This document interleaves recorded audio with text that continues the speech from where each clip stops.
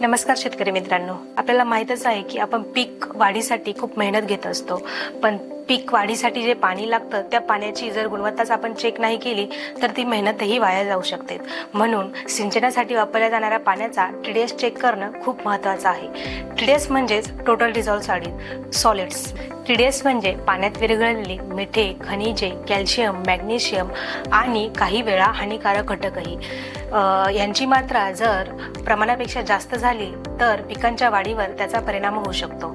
TDS जर 300 ते 1000 दरम्यान असेल तर तो TDS पिकांसाठी योग्य मानला जातो। 1000 ते 2000 ppm TDS असेल तर त्याचा पिकांवर परिणाम दिसू शकतो आणि त्यापेक्षाही जास्त TDS असेल तर मुळांना अन्नद्रव्य शोषणास अडचण येते आणि पानं पिवळी पडतात।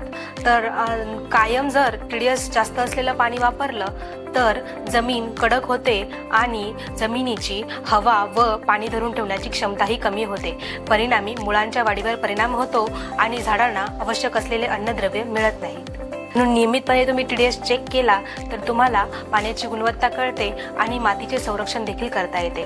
गरज वाटल्यास त्या पाण्याचे स्रोत बदलणं, मिसळून वापरणं किंवा सेंद्रिय उपाय करणं ही शक्य होतं। योग्य TDS असलेलं पाणी म्हणजेच चांगली जमीन, निरोगी पिकं आणि अधिक उत्पादन। तर आजच आमच्या लॅबमध्ये TDS ची टेस्ट करून घ्या।